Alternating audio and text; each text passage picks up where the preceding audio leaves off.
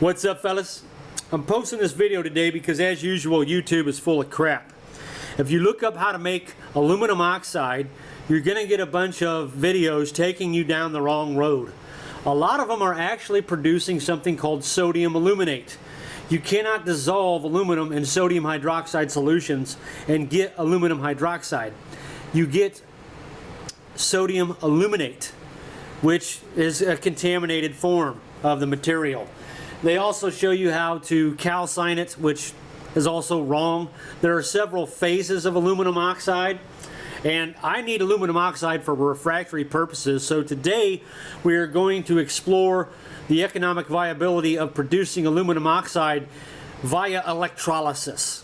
There is no real information on this subject. There's one video of a guy trying it, but I don't know if he's giving us a thorough explanation or not. I watched some of the video and I want to try it with my own method here. So today we are casting an aluminum anode in an attempt to see if we can make some aluminum oxide via electrolysis using a very small amount of salt for electrolyte, like 5 grams in a gallon of water. So let's check this out.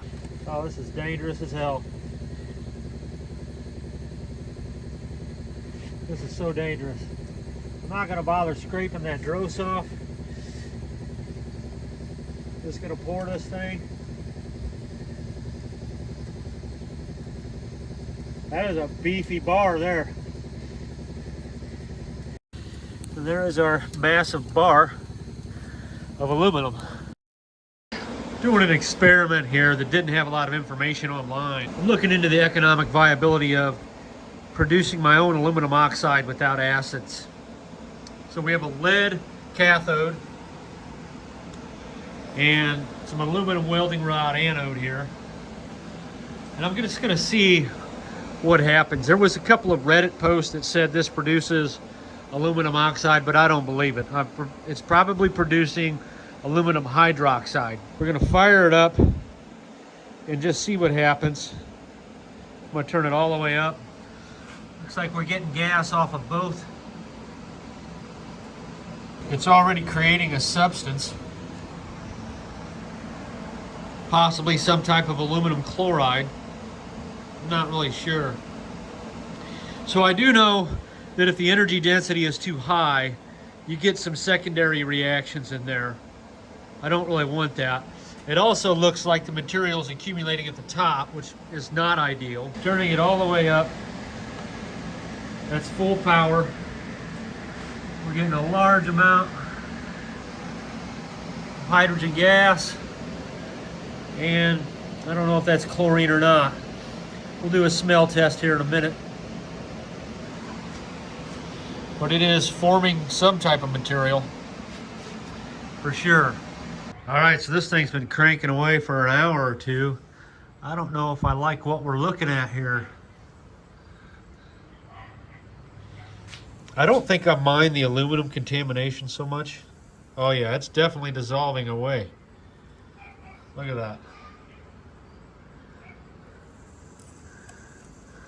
It's getting pretty hot. Okay, so this is not a good sign. I shut it off and it's still dissolving, which means we probably produced some sodium hydroxide from the salt reaction. Yeah, it's just boiling away.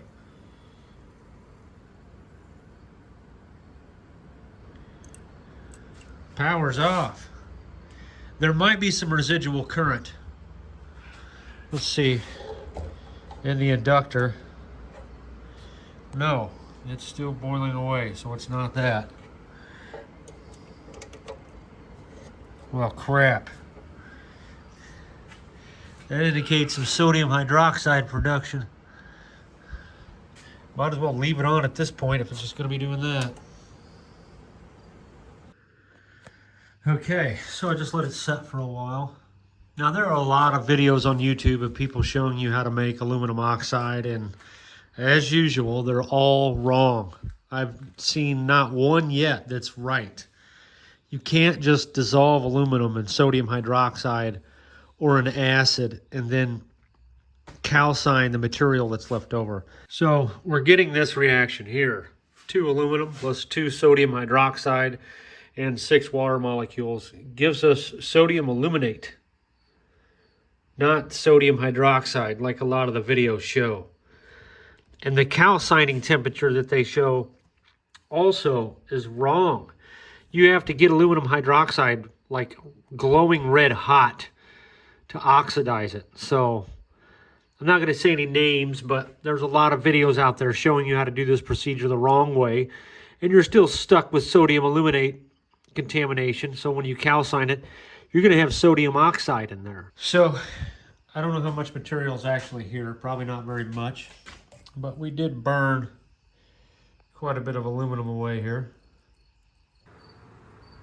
So one reaction that is available would be to bubble some air with an air stone into the solution, and that will convert the sodium aluminate into aluminum hydroxide and sodium bicarbonate or sodium carbonate. We're getting some pretty good white material now. I'm not sure if it just turns gray as it gets thick, but the production is vast.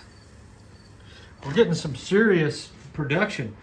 I would argue that the production is a higher rate than when you use acids. So maybe using some baking soda as an electrolyte, which does work, would be better than using salt. I don't know. So I don't know, should a guy just go ahead and add the air now?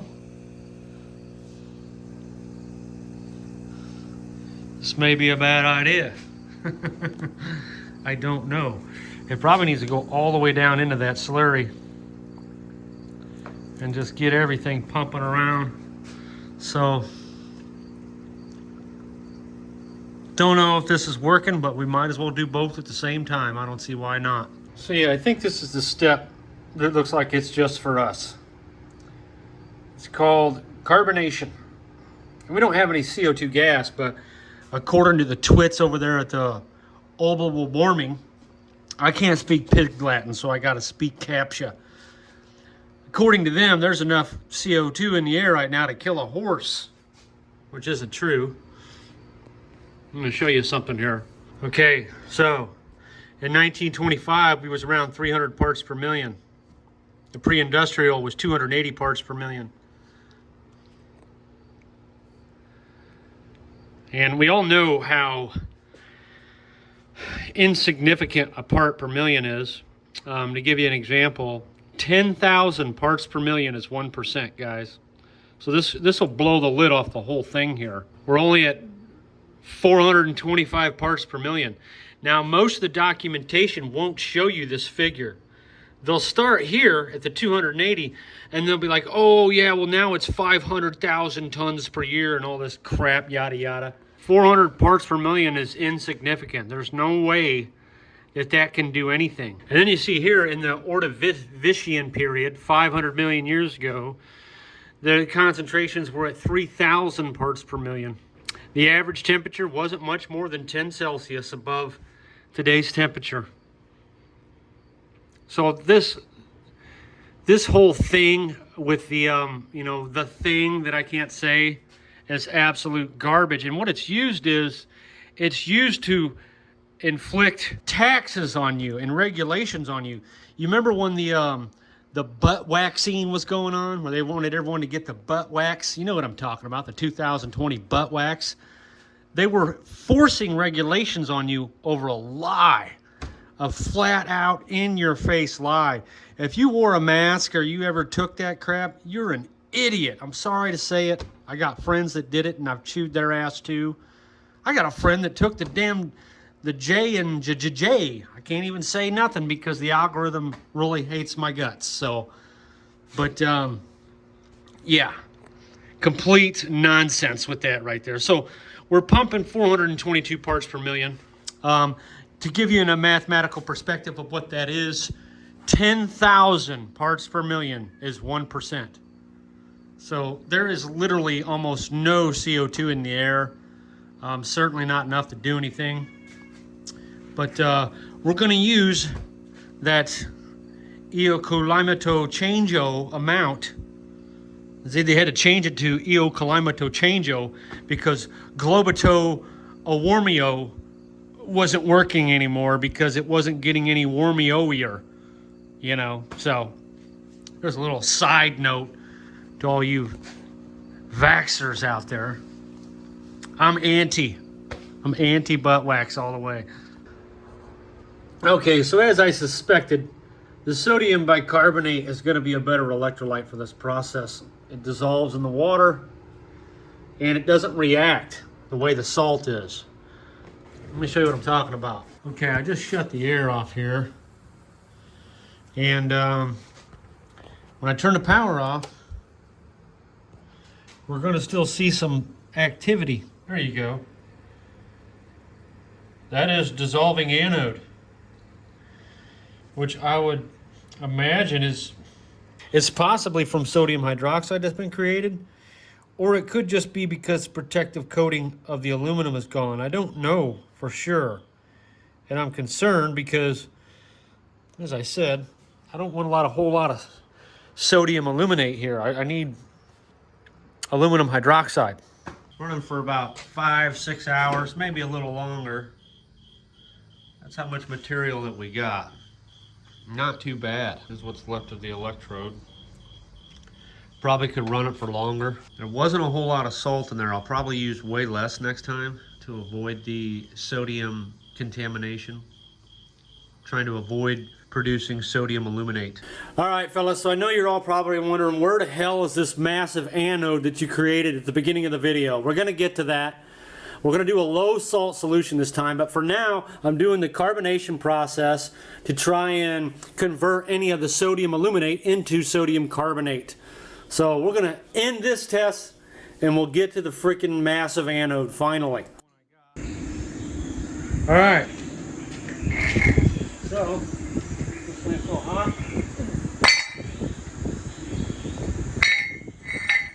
That worked out pretty good. Big old aluminum anode ready to go. I can't touch the crucible yet, but it appears my crucible paint did fantastic. So this was our first batch. We ran that thing for several hours. I didn't bother timing it because it was just a preliminary test. I think we're going to go ahead and set this bath to the side and see what happens. Having a little bit of sodium oxide in a refractory isn't the end of the world. All right, guys, so we have our cell back in place. The anode's up and running. The anode is in position. And we're going to turn on the power here. I don't expect anything to happen. There is no electrolyte in here, so probably minimal reaction. What I am going to do is, oh, there's a little bit of action going on there. Very little. I'm going to take 1 gram of salt and put 1 gram of salt in there, and that's it. And that way we know we're not going to have over 1 gram of sodium aluminate in this. And we'll then use this air stone to remove said aluminate. All right, I changed my mind. 1 gram is just such a small amount. I'm starting to think my scale's busted. So there's your 5 grams of salt. That seems a little excessive. We're already getting some nice looking material on the top here. We're just going to add this in, heck with it. It'll take some time to dissolve, but we should see a rise in current after that gets stirred up. And what the heck, we'll go ahead and add our air stone to kind of help stir everything and to add some carbon dioxide to the water. And that's going to react with any sodium aluminate that does generate. So we're doing it all at the same time here. Get that salt mixed up good. And of course, you know, as the temperature increases, okay, we're starting to see an increase in power already there at 15 volts. So we'll just kind of let this thing run and we'll go from there. Okay, so what's the purpose of all this? I want to show you guys some geopolymer that I made. And this is thanks to Mescal and Ben, who I've been working with. Look how polished that is. You can almost see a reflection in it. Very shiny stuff. You can tell by the sound that it's extremely tough. I'm going to break this piece on camera. I don't have any definitive, you know, information, but you can kind of tell by my hands how tough it is. You can tell by the sound of it. Now I probably won't be able to break this piece. It's too tough to break. Ooh, there it went. It broke the other way. I want to say it's probably about as strong as glass. Not in that direction though, ironically. Let's try something. It breaks very easy in that direction. It's harder in that direction. These bigger pucks, I don't know if you guys can get a good look at that. There's a very high resolution casting. A little bit of air bubbles in there. We're going to break this one. Oh, maybe not. I cannot break it with my hands. And that hurt like heck doing that. I injured myself right there. Probably can't break it again once they get so small. And it's going to hurt me. Yeah, so unbreakable at that thickness with the human hand without inflicting blood. You can see that little stab mark. It was cutting into me so badly, I could tell. It's just like trying to break a piece of glass. There, I got it. And that really hurt doing that. Look at my finger. Extremely tough stuff. I don't know that I want to bust this piece yet. I think I'll keep it around. We already did the other one. I want to see what it feels like after a 28-day cure. Super polished material. The top ain't quite as polished as the bottom because some dust and stuff was getting in it. And this stuff here is a high aggregate of sand and rust. Probably way too much. It's very soft, and Mescal warned me about the water composition. I put way too much water in it. Very easy to break. And this was to test its application as a high emissivity paint. Rust has an emissivity of 0.98 and typical refractory is only 0.6. So a 30% increase in energy release from the furnace walls is available with that type of material. Here's a really thick one. I could probably break this thick one. Nope. Unable to break the thick puck. We'll talk about the compositions of this stuff later, but I need some more aluminum oxide to continue. This material is not suitable for refractory purposes as is. So by adding some aluminum oxide, we can make a robust refractory out of this stuff. As is, the material crumbles up, and I'll show that in an upcoming video so we can take a look at that. But very tough stuff. Incredible cast can be achieved out of this stuff. We're at about 1.5 amps, and this is very cold water. It's tap water, so I would imagine that we're going to get higher performance later on down the line. This is what we got off the first test, and as I said, a lot of those YouTube videos showing you how to make aluminum hydroxide are just utter garbage. They don't know what they're talking about, so I'm not going to mention any names, but a lot of this is probably sodium aluminate. This is my refractory mess. I wanted to show you guys this cell one last time because I like what I'm seeing. We're not getting that gray color. I dipped my airstone in some phosphoric acid water softener cleaner, and man, is that thing ripping now. It's keeping all that gunk from forming at the top. And if there is any sodium aluminate being created, the CO2 gas being infused into the water is converting it into sodium carbonate, which dissolves in the water. I'm getting some really nice white specks in there. It's not turning real gray like the other one was. We're getting some good gas production. I do regret not weighing the anode. I probably should have done that. But it's got a little gray tinge to it, but not as bad as the other one did. So we'll see how that goes. This is what we got from that first run. quite a bit of material here. That's going to condense down quite a bit. I am doing a decantation separation. We're going to keep adding water to this and then siphoning it off, and that's going to absorb any of the sodium carbonate that's still locked in here, hopefully. I may run the air stone in it again. I don't know that I like this stuff so much because I had so much salt. There's probably some sodium aluminate in there. We don't want sodium in here if we can help it. So that's the main premise of this cell. And yeah, we'll come back to this thing in another video. We are up to about 2.5 amps, 15 volts. Not too bad. Not too bad at all.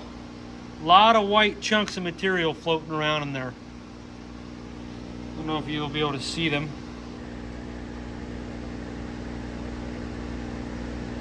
A lot of white material. A couple of flakes of aluminum I can see flashing around in there too. So it's obviously an alloy of aluminum. It's not pure aluminum. I would have rather made this out of aluminum conductor, but I ran out. I used it all making some sodium aluminate, I think it's called, when you dissolve it in sulfuric acid, basically. So I don't know. That's what we got. Pretty cool. We'll come back to this and see what we produce. Now on my idea board here, one that I've been dying to try for a long time is this right here.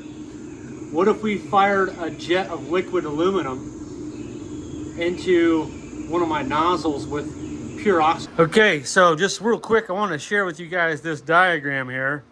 Maybe pause that and read it while you're at it. But essentially what I've always wanted to try is to shoot a jet of oxygen at a stream of aluminum. We would dump molten aluminum into this preheated crucible that has two burners, and pure oxygen would cause an aluminum fire. And the exhaust is going to be aluminum oxide. I almost think it's possible. What do you guys think? We're going to atomize the aluminum into molten, like, droplets maybe.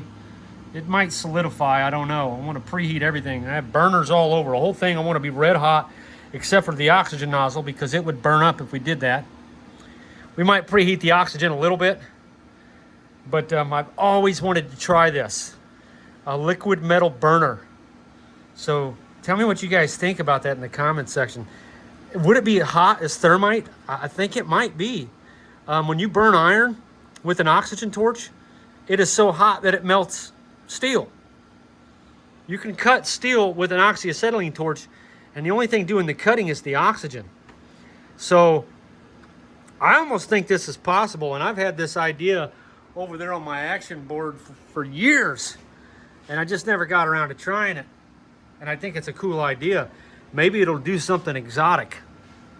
A liquid aluminum fuel for a high temperature combustion system. I don't think air would work, but it's worth a try. Maybe we could try air. I highly doubt it would work. It'd probably just cool off the metal. But you never know. You can get aluminum powder to burn in just air, and air alone. So that's the idea, is to powderize the liquid aluminum and then try and burn it. I might try it with air and oxygen, but we should be able to make enormous amounts of aluminum oxide very quickly doing this. And then this would go into a mister. Like, we would block it off here. This would run into a tank that's got some spray nozzles spraying water to capture the aluminum oxide dust so it doesn't just fly out the flue. But this is kind of an idea for the mass production of aluminum oxide. Okay, so this is a recipe for the geopolymer that we looked at up here at the top. And this bottom one's phosphoric acid, and then this here is some noboxavite, which Mescal has informed me is called cash. So these recipes are great if you want to try them. They make a very powerful refractory material. Some stuff that I've been working on, and we're going to come back to this cell next time.